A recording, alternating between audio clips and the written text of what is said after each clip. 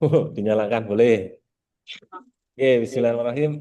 Selamat pagi. Kita akan mulai kuliah ke-6 ya terkait ergonomics atau ergonomika. Ya. Oke. Kemudian eh, ada apa ya? Pertama kita awali dengan kenapa perlu belajar ergonomik dan apa kaitannya dengan UK ya atau body of knowledge-nya di teknik industri. Oke. Ada Baru di mode. beberapa UK yang Kita masuknya. Lu masuk terkait pakai link apa pakai ini? Apa pakai apa dengan pas people ini? Lu aja biar gak usah manusia macam-macam tadi. gitu ya. Mulai dari POK pertama, kemudian ergonomic human factor, safety, dan lainnya kaitannya dengan ergonomik. Nah, sehingga area yang ergonomik ini menjadi penting karena memang sangat melekat dengan bidang kita di teknik industri gitu. Kalau di situ ada orangnya, ada people, otomatis ada pendekatan ekonomis, ada pendekatan secara ekonomika seperti itu. Materi ini saya ambil referensi dari UGM ya, karena yang memang ekonominya apa namanya udah lama, Terus itu apa?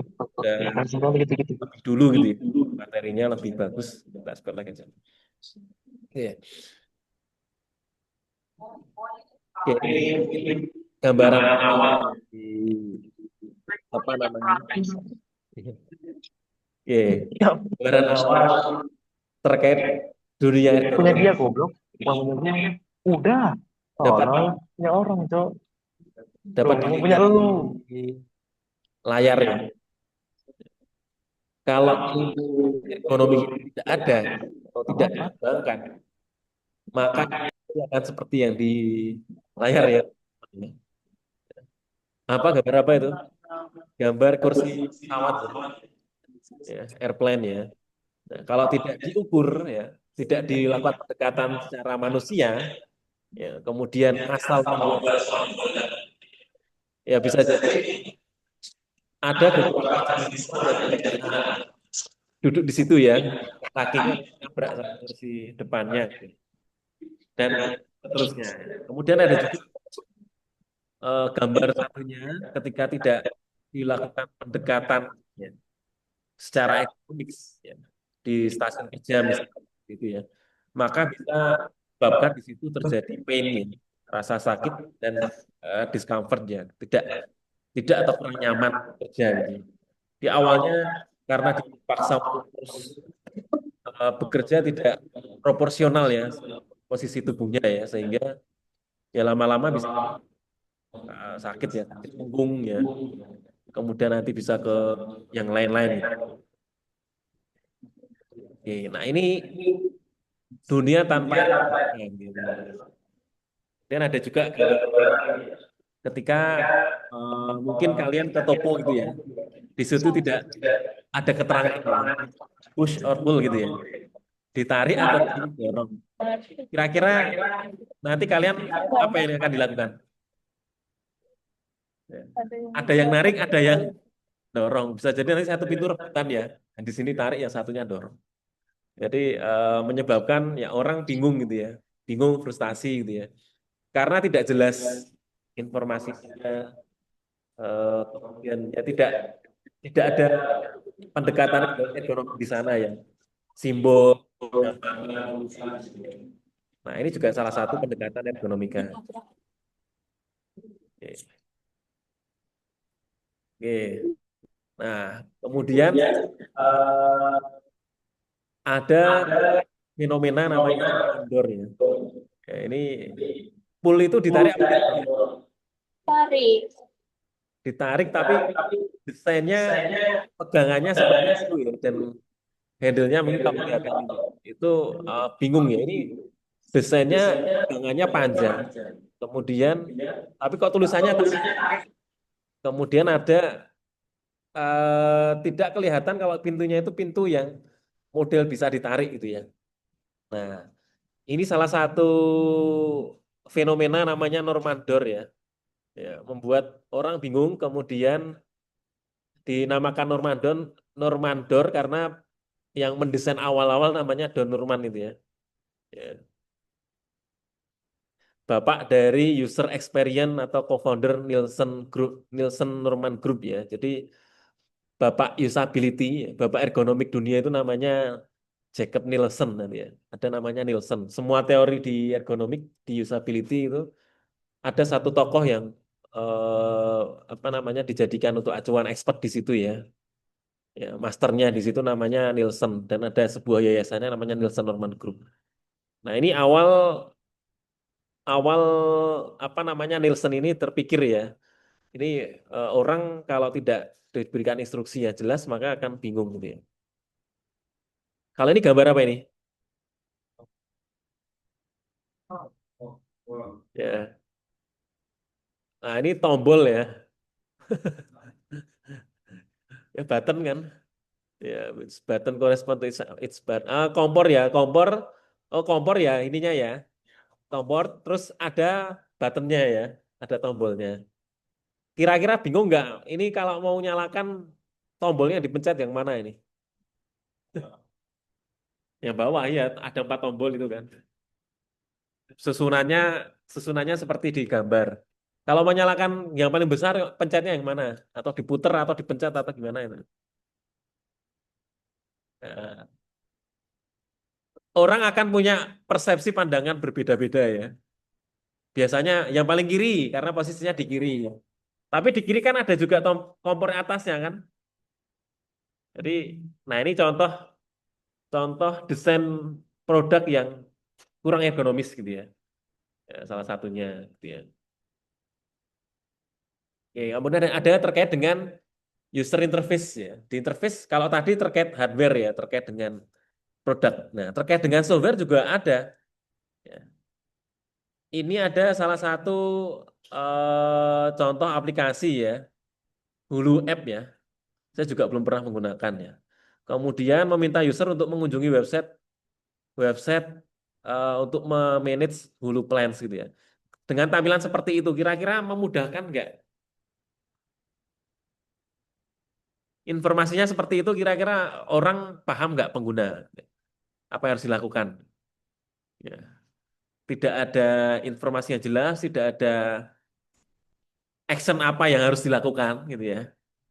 Nah, sehingga ini namanya bad experience ya istilahnya ya. Jadi yang menggunakan tidak akan eh, betah ya di sini ya, pasti akan ditinggal aplikasi ini ya karena tidak memberikan informasi yang jelas. So, kalau di sini kita butuh namanya ilmu ergonomics ya, ya. Ilmu ergonomik. Apa itu? Ya. Salah satu asosiasi dunia yang mewadahi ergonomik namanya IEA, International Ergonomic Association ya. Tahun lalu saya dan almarhum Mbak Nur sama Bob Graita juga nulis paper ya nulis proceeding ya di IEA ya. Kegiatannya di Korea ya tahun lalu, tetapi kami mengikuti secara daring ya. Alhamdulillah awal tahun ini kemarin publish ya di paper proceedingnya IEA ya, terkait slot. Nah ini di IEA didefinisikan tentang ergonomik ya, karena memang asosiasi ini yang fokus menaungi masalah atau dunia tentang ergonomik ya, IEA gitu ya. Ergonomik atau human factors adalah scientific discipline concerned with understanding of interaction among humans ya and other element or system ya. Berarti antara orang ya dengan elemen yang lain di suatu sistem ya. Dengan pendekatan teori, prinsip, data, metode ya untuk memaksimalkan human well-being. Human well-being itu gimana? Human well-being. Human well-being itu apa? Kebutuhan, kemudian kebutuhan dasar bisa kenyamanan, eh, apa namanya? Ya untuk orang itu nyaman ya, kemudian apa namanya bisa melakukan sesuatu dengan baik gitu ya, human well-being ya. Kemudian and overall system performance ya. Disiplin ilmu membahas mengenai interaksi manusia dengan lain, ya, informasi, mesin, organisasi ya, bisa manusia dengan informasi, bisa manusia dengan mesin ya, man to machine ya, bisa manusia dengan informasi yang tadi software gitu ya, interface gitu ya. Kemudian bisa dengan organisasi ya. Mengaplikasikan teori, prinsip data, metode perancangan mengoptimalkan well-being dari manusia ya. Jadi biar bisa bekerja performanya secara maksimal ya. Oke. Goals-nya tadi ya, human well-being sama overall system performance ya. Oke. Why do we need ergonomics ya? Jadi ada beberapa alasan ya kenapa perlu belajar ya tadi dari case study tadi sebenarnya sudah kelihatan ya. Ya. Kenapa kok perlu ergonomik tadi ya? Ya, mulai dari inefisiensi ya. Kalau tidak dilakukan pendekatan ergonomik ya, maka pekerja akan membutuhkan effort lebih ya. Tadi ya cara bekerja, cara mengangkat barang, ya posisi kerjanya gitu ya.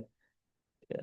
Sehingga tidak akan maksimal dan akan dampak negatifnya lebih banyak ya. Kemudian fatigue ya, ya bisa menyebabkan ya sakit ya, accident, injury, error ya, dengan produk atau tampilan desain yang tidak baik ya, maka akan menyebabkan bisa jadi terjadi kecelakaan gitu ya. Jalan gitu ya, tidak ditulis ini eh, jalur kanan kiri apa cuma satu arah ya. Bisa jadi terjadi kecelakaan di sana karena hanya misinformasi gitu ya. Dan error yang lain. Kemudian stres bisa ya, stres terkait dengan mental, fisik ya. Ya. Menggunakan aplikasi niatnya menggunakan untuk mencari informasi ya, tetapi ternyata produk yang digunakan malah banyak error gitu ya, atau banyak apa ya menyebabkan kita bingung di sana. Nah, ini malah bisa jadi malah membuat stres ya. Contoh tadi ya, di beberapa tadi ya. Kemudian user difficulties ya, memang banyak terjadi ketika produk dibuat itu pengguna kesulitan untuk menggunakan ya, user difficulties-nya tinggi gitu ya. Sehingga perlu dilakukan pendekatan ekonomi supaya apa? Supaya produk itu bisa digunakan dengan apa tadi? Dengan sesuai human well-being sama biasa maksimal gitu ya. Bisa menggunakan alat itu dengan maksimal, produk itu dengan maksimal.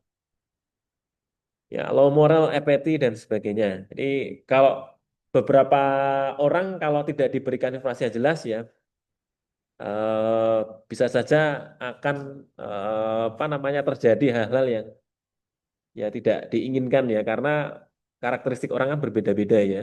Ada yang empati, ada yang apati gitu ya, ada yang care terhadap suatu produk gitu ya, ada yang tidak peduli gitu ya. Sehingga memang bagaimana desain desain produk itu dibuat dengan pendekatan ekonomi itu menjadi penting ya. Oke. Bagaimana mencapai ergonomy goals? Oke. Ya. Ada beberapa cara ya.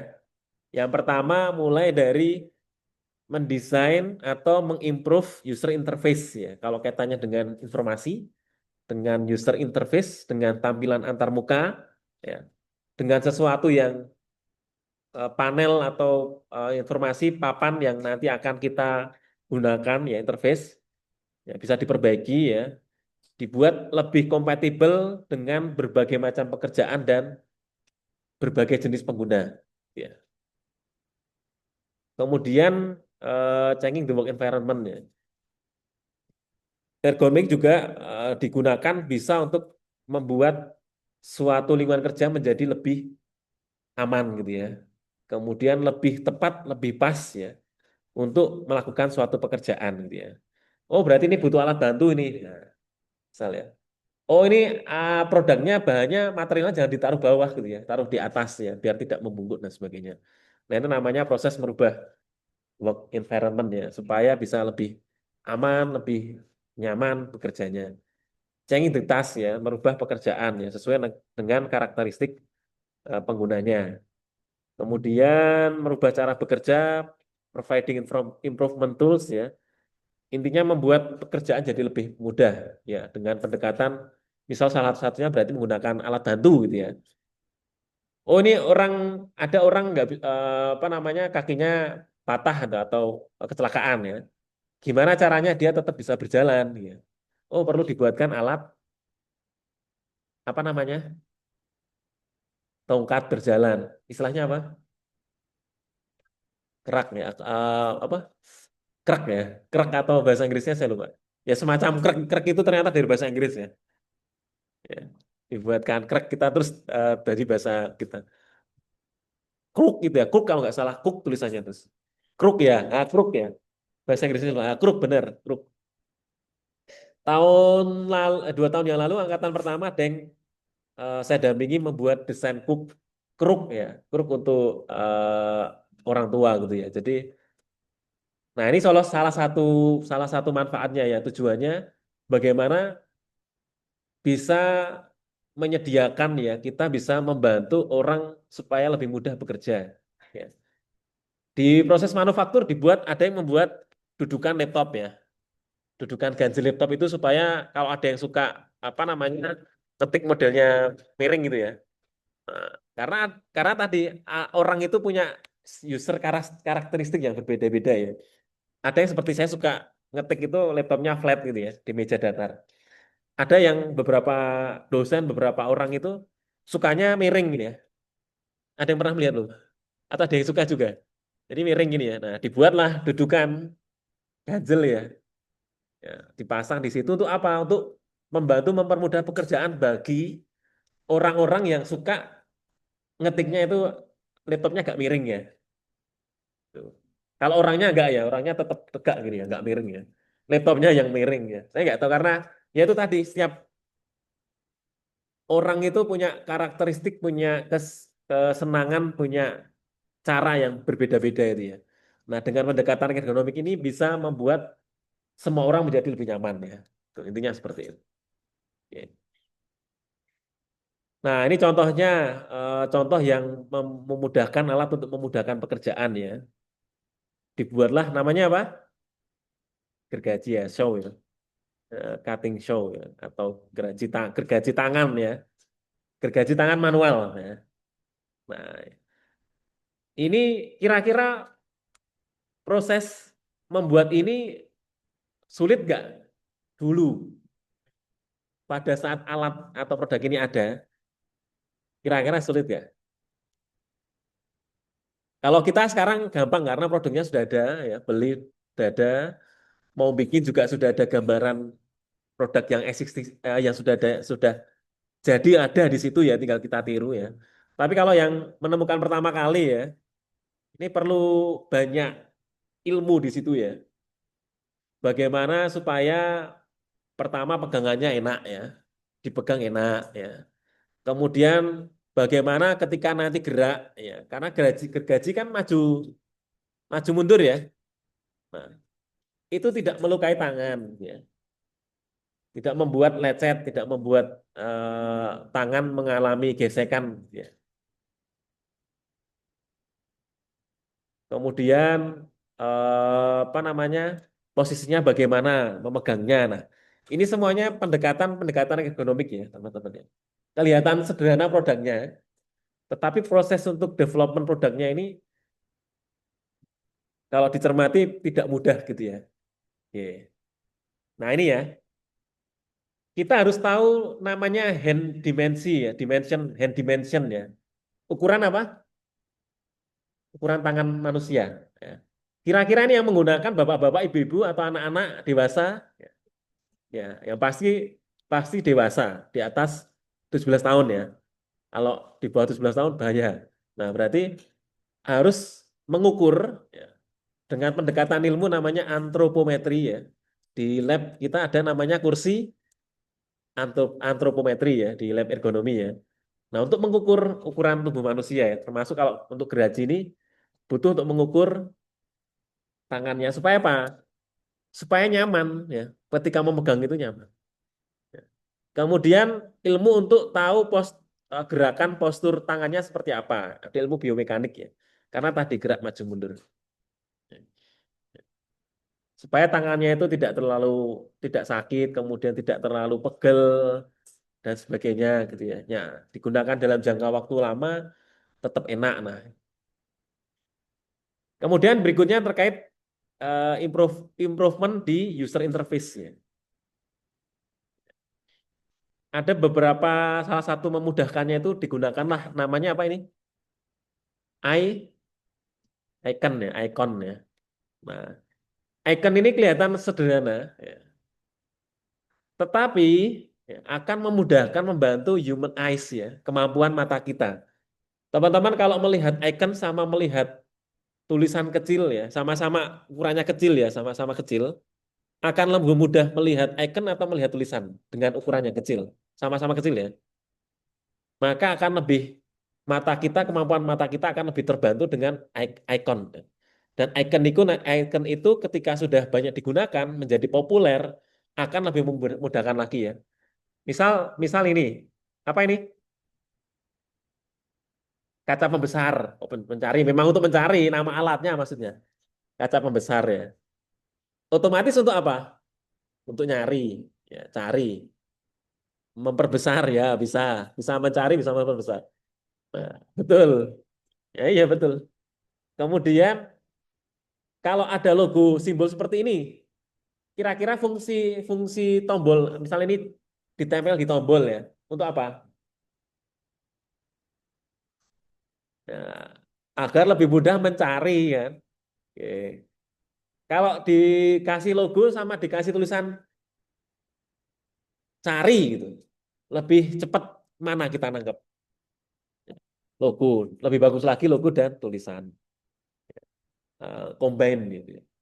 Tapi tergantung ya nanti ya penempatannya ya. Kalau memungkinkan dua-duanya ditulis akan lebih informatif. Nah ini ilmu apa ilmu? Ini ilmu namanya psikologi ya, psikologi itu ya, psikologi ya. Kemudian human information processing. Nah, ketika dengan gambar, ya, dengan icon, dengan visual, gambar visual, kita akan lebih mudah memproses informasi ya, daripada tulisan. Ya.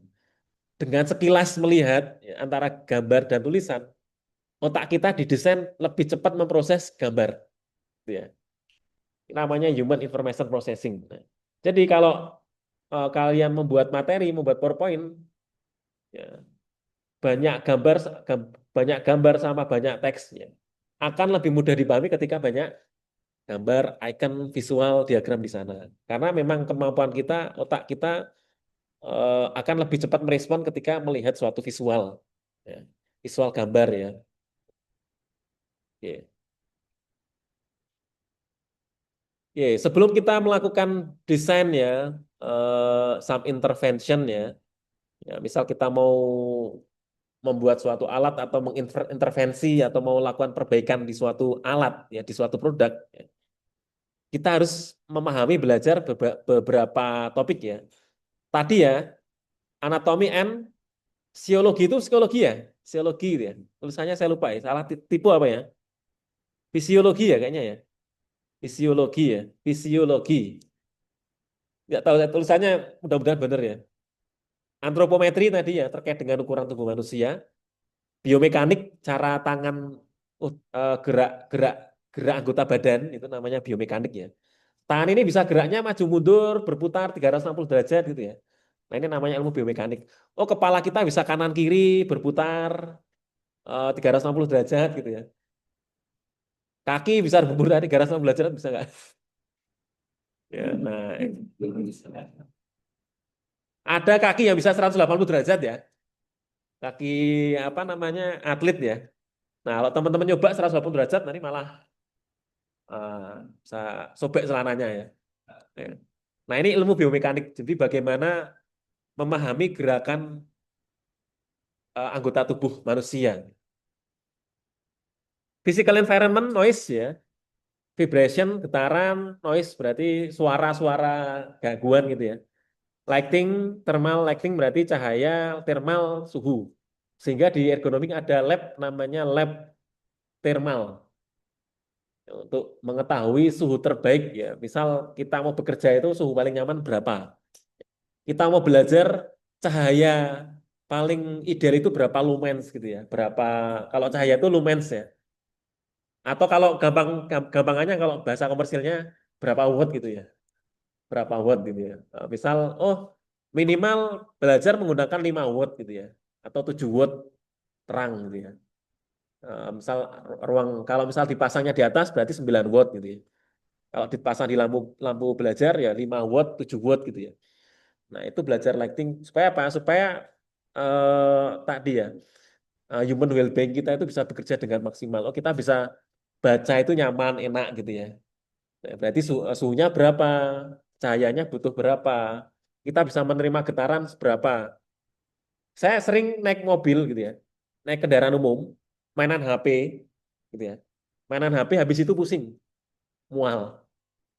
Nah, berarti tubuh saya tidak mampu getaran, kalau getaran itu vibration itu satuannya saya lupa. Ya getaran sekian ya, getaran yang terlalu kencang itu berarti kita nggak bisa melakukan aktivitas yang lain. Nah, itu namanya kaitannya dengan vibration. Tapi ada yang teman yang jago ya sambil naik motor sambil naik mobil ya. Wah, dolanan HP lah ini. Ya. Nah, ini bahaya tidak boleh ya. Nah, ini namanya physical environment ya. Ya. Persepsi, memori, reasoning, HCI ya, Human Computer Interaction ya. Ini interaksi manusia komputer ya. Kalau nanti kita mau desain semua hal yang berkaitan dengan komputer, kita belajar namanya HCI, Human Computer Interaction. Kemudian ada makroergonomik, tetapi mungkin tidak terlalu dipelajari. Oke. HCI ada, kemudian ada juga HMI. Kalau interaksinya dengan mesin namanya Human Machine Interaction. Kalau interaksinya dengan komputer namanya HCI, Human Computer Interaction. Yeah. Tadi terkait dengan ergonomik ya, mencapai goalsnya tadi. Di ergonomi sendiri ada namanya kognitif faktor ya. Ergonomik yang berkaitan dengan kognitif. Kognitif itu apa? Apa? Yang ada di dalam kepala ya. Kognitif ya. Ya, persepsi, memori, ya reasoning ya, menggerakkan anggota badan ya. Nah, ini kaitannya dengan faktor kognitif ya. Berarti berkaitan dengan yang ada di dalam kepala gitu ya. Kemudian ada juga physical factor ya. Nah, ini hubungannya dengan human anatomy, fisiologi, antropometrik, biomekanik dan sebagainya. Jadi itu namanya faktor fisik ya. Kemudian ada organisational factor ya. Ini berhubungan ketika satu orang nanti akan berinteraksi dengan orang yang lain ya. Jadi ada partisipasi, ada kooperasi, ya socio-technical system, environment. Nah, ini pendekatan-pendekatan di dalam ergonomik ya. Sehingga nanti kalau ergonomiknya apa? Ergonomiknya, oh ergonomik fisik ya. Berarti ergonomik fisik kaitannya dengan ya, anatomi tadi ya, yang merancang apa namanya mengukur tangan, gerakan anggota tubuh, mengukur anggota tubuh. Nah, itu fisik ya. Tetapi kalau ini nyaman nggak ini digunakan gitu ya. Kemudian apa namanya?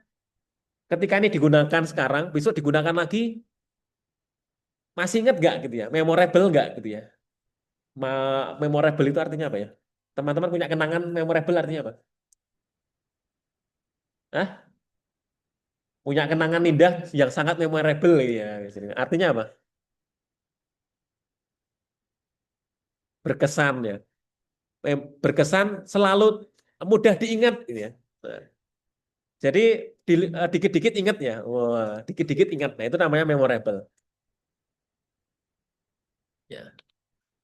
Jadi kalau pendekatannya dengan memorable ya, misal sekarang menggunakan alat ini, terus besok menggunakan lagi kok lebih mudah gitu ya. Kok lebih nyaman, ya semakin lama digunakan semakin enak. Nah, ini namanya kaitannya dengan memori ya. Berarti ilmu kognitif ya. Seperti itu ya gambarannya ya. Oke. Nah, ini antropometri ini ya. Sudah pernah lihat kursinya ya di lab ergonomi? Oh, yang kuliah di sana kelas satunya saya geser ke lab ergonomi. Kapan-kapan bolehlah kita ke lab ergonomi ya.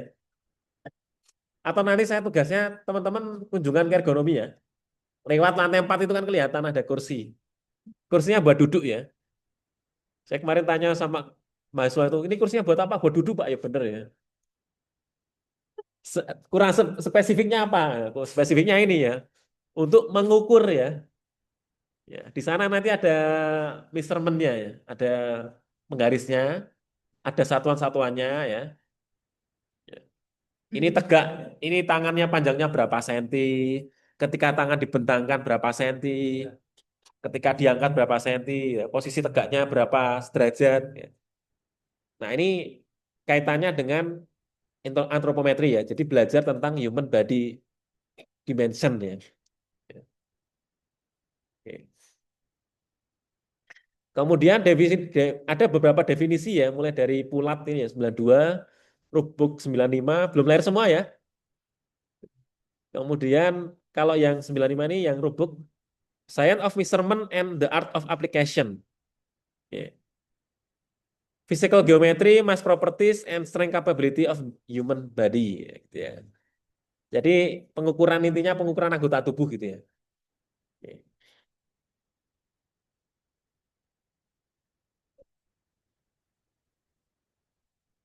Kalau paling gampang ya kalian apa namanya salah satunya juga penerapannya di jahit itu juga sebenarnya diukur ya lingkar ini berapa, lingkar ini berapa, panjangnya berapa.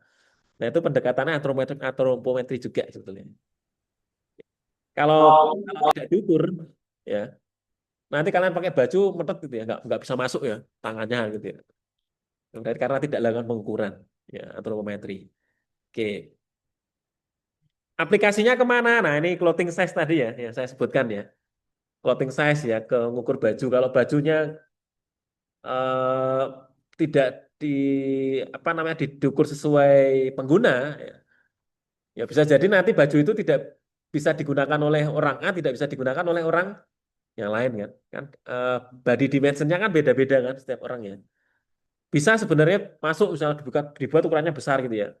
Semua orang bisa menggunakan, tetapi kan nanti juga tadinya tidak kurang nyaman kan.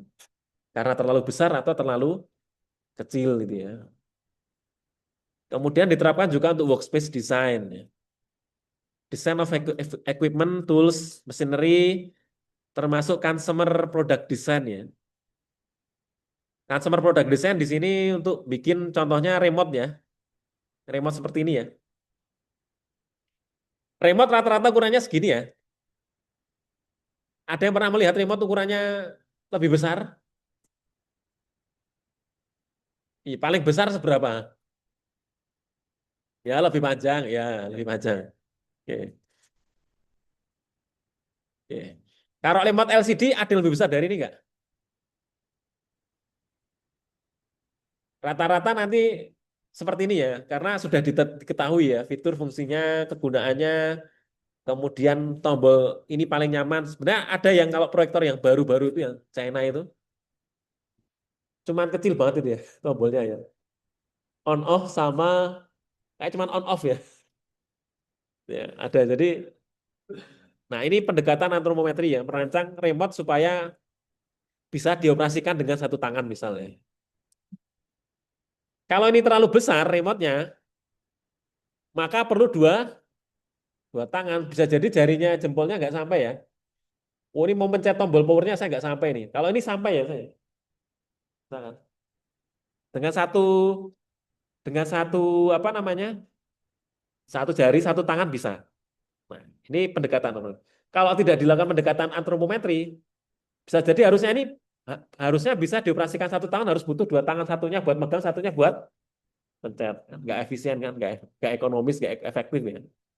Nah, tidak praktis gitu ya. Nah ini namanya pendekatan apa namanya antropometri. Nah ini besok di kuliah ya, kuliah ekonomi ya, biar merasakan ya. Dan nanti ada tugasnya nanti mengukur semua anggota badan gitu ya. Bagian atas, bawah gitu ya. Oke. Contoh berikutnya adalah ketika handling ya, membawa suatu atau memindahkan suatu barang ya.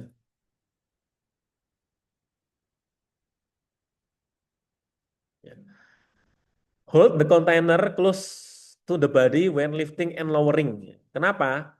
Jadi ketika mengangkat kontainer ya, boxnya itu, tempat atau box yang mau dipindah itu, ketika diangkat sama diturunkan, itu selalu didekatkan sama tubuh gitu ya.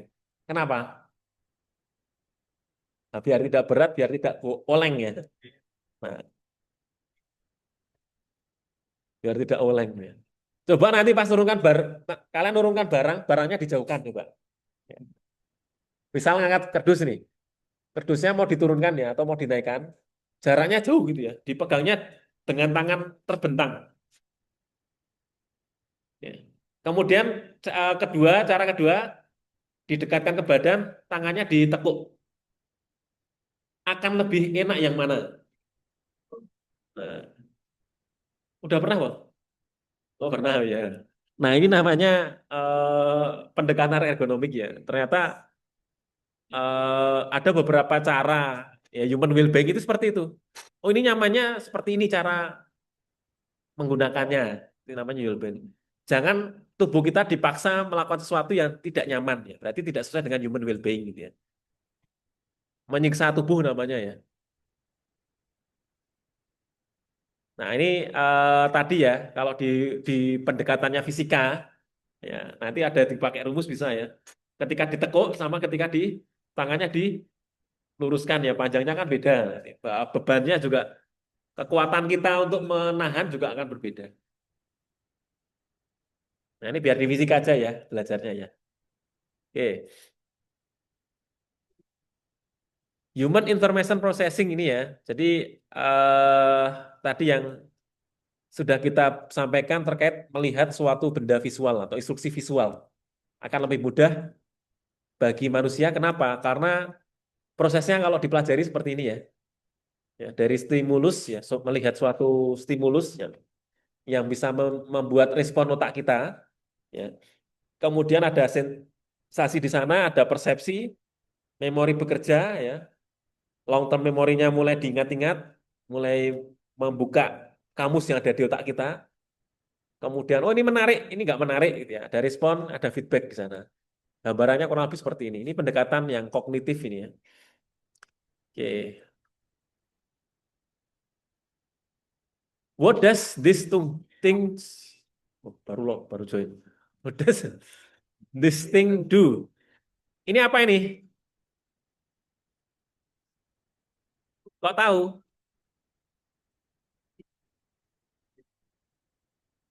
Ada yang punya pendapat yang lain? Ya, chair ya kursi. Kursi yang Instagramable ya. Ya, ya kursi yang mengutamakan. Ya, karena udah ada tulisannya di sini ya. Kalau kalau kalian melihat nggak membaca tulisannya tadi tahu nggak? Ini kursi. Tahu ya? Mungkin beberapa orang nggak tahu ya. Ya, karena desainnya beda dari biasanya. Nah, ini pendekatan estetik. Kalau yang membuat seperti ini pasti orang ergonomi gitu aja gampangnya. Kalau bukan orang ergonomi yang bikin kursi itu pasti pakai kakinya berapa? Kakinya 4. Nah, itu default orang kalau bikin kursi ya, tidak pakai ilmu ergonomi. Dengan ilmu ergonomi maka bisa dipelajari nih. Oh, nggak perlu kursi, nggak perlu kakinya ada 4. Kursinya kakinya 1 bisa nggak? Bisa, nanti di bawahnya dikasih apa namanya tambahan ya. Oke. Ini kakinya berapa ini? 2 ya, kakinya 2. 1 bisa nggak? Ya bisa aja sebenarnya. Bisa aja. Nah, ini namanya ergonomik ya. Nah, ini tadi ya yang default ya, yang kalian pakai ya untuk duduk ya, sama menggunakan kursi. Nah, kalau ini gambar apa ini?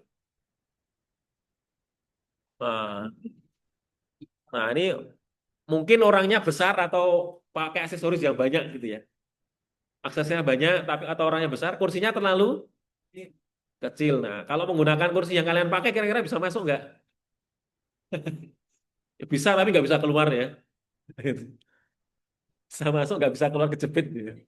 Nah, berarti dibuat kursi yang tanpa, oh ini desain mejanya tidak bisa seperti ini, harus dibuat berbeda untuk karakteristik orang yang berbeda. Nah, itu ya. Atau dibuatkan kursi yang seperti ini. Gitu.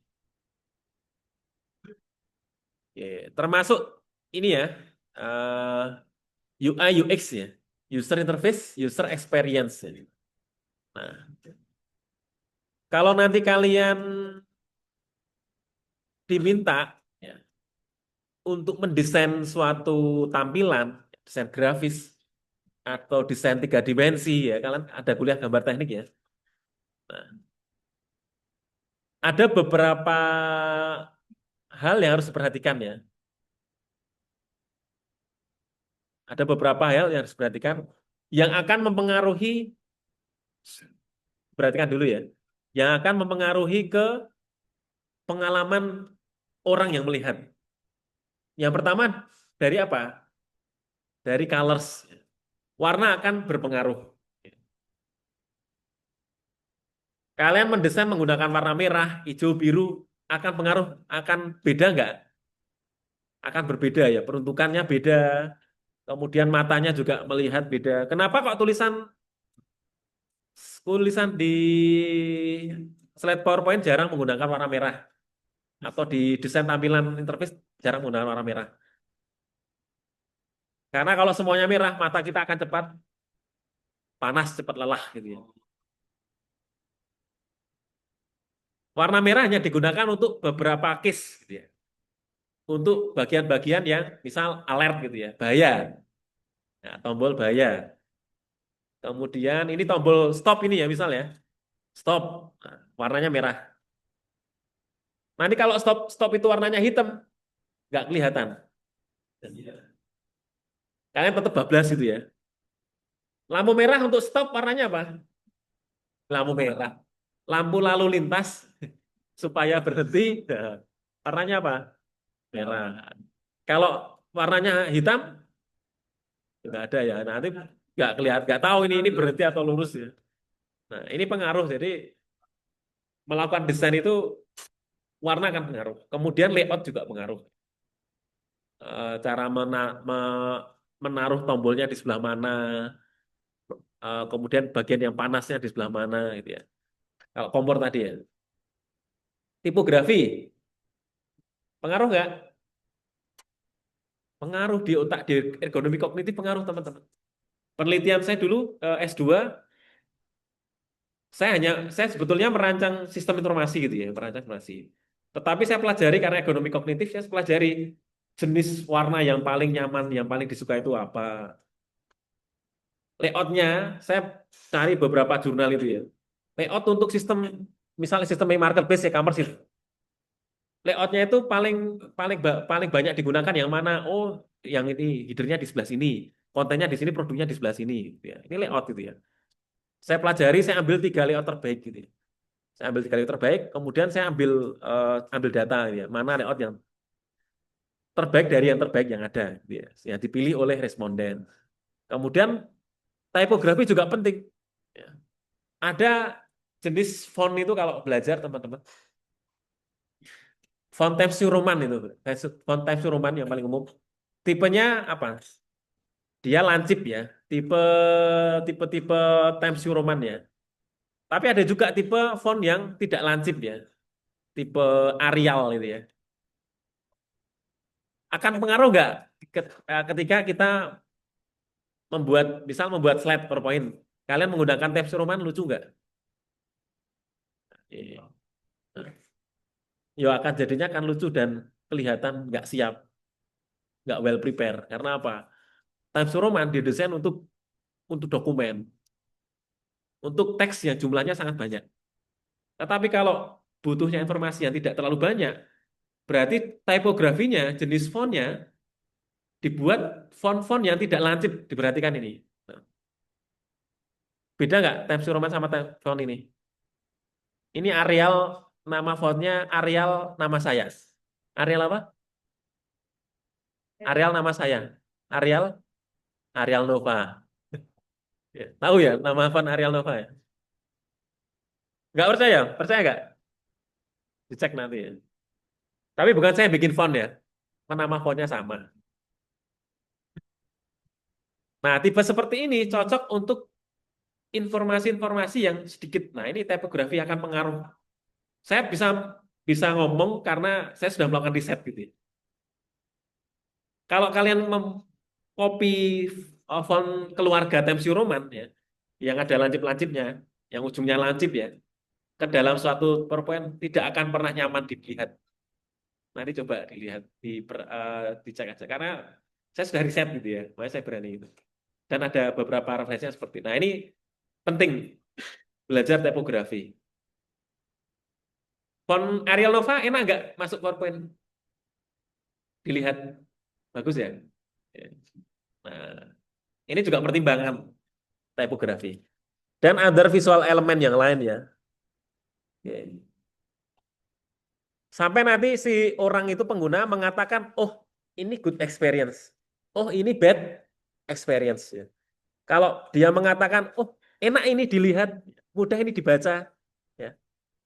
Oh nyaman ini, seneng saya baca seperti ini ya. Nah ini namanya good experience. Tapi kalau melihat teksnya ini apa, tulisan ini susah dibaca, marah bingung gitu ya, nggak jelas ya. Wah, bikin orang itu stres, frustasi ya, marah, muring-muring gitu ya, marah-marah. Nah, ini namanya bad experience. Akan sangat berpengaruh sama apa? Sama tadi ya, color, layout, tipografi, dan others elemen visualnya. Ini penting. Ada satu buku yang jadi referensi ya, Introduction to Ergonomic ya. Ya. Dan sebetulnya ada sekarang banyak ya buku yang lain ya. Kalau banyak, kalau di dosen UNJ belum ada. Kalau dosen UGM beberapa slide saya juga pakainya dari materi dosen UGM ya, dosen saya kuliah ya. Ya. Jadi eh, banyak nanti yang bisa dipelajari lagi terkait dengan ergonomik luas teman-teman. Dan mungkin di kuliah ergonomik nanti juga akan lebih didetailkan. Oke, sekarang diskusi post kelas ya setelah materi. Materinya sudah selesai. Kira-kira benar atau salah ya? True or false ya? Ergonomi bertujuan untuk mengoptimalkan kesejahteraan manusia dan kinerja sistem secara keseluruhan. Oke. Yang kedua, salah satu tujuan ergonomi adalah untuk meningkatkan tingkat kelelahan di tempat kerja. Oke. Yang betul apa?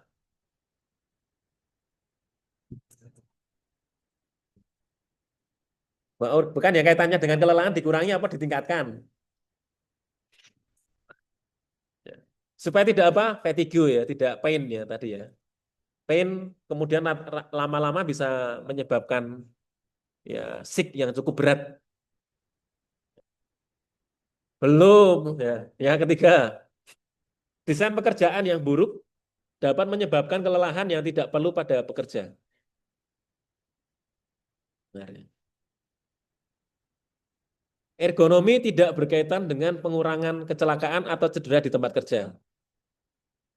Salah ya, benar ya. Salah, benar salah. Ya. Benar kalau salah. Ya. Ya. Karena salah satu tujuannya tadi adalah apa?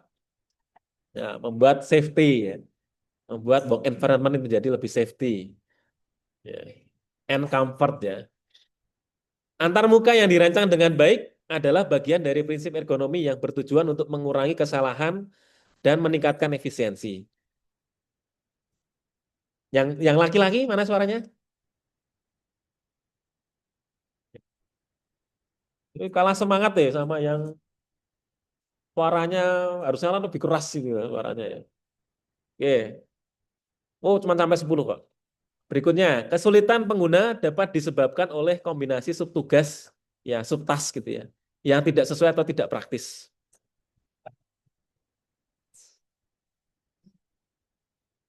Ergonomi tidak memerlukan pengetahuan tentang fisiologi manusia atau pemesanan.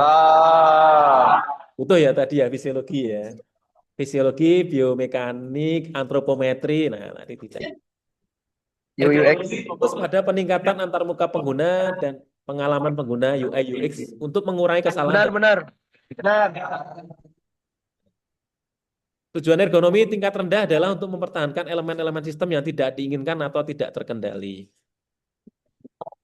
Yang benar apa? Benar ini ya. Benar, benar, benar. Benar apa salah? Benar. Benar, benar, benar.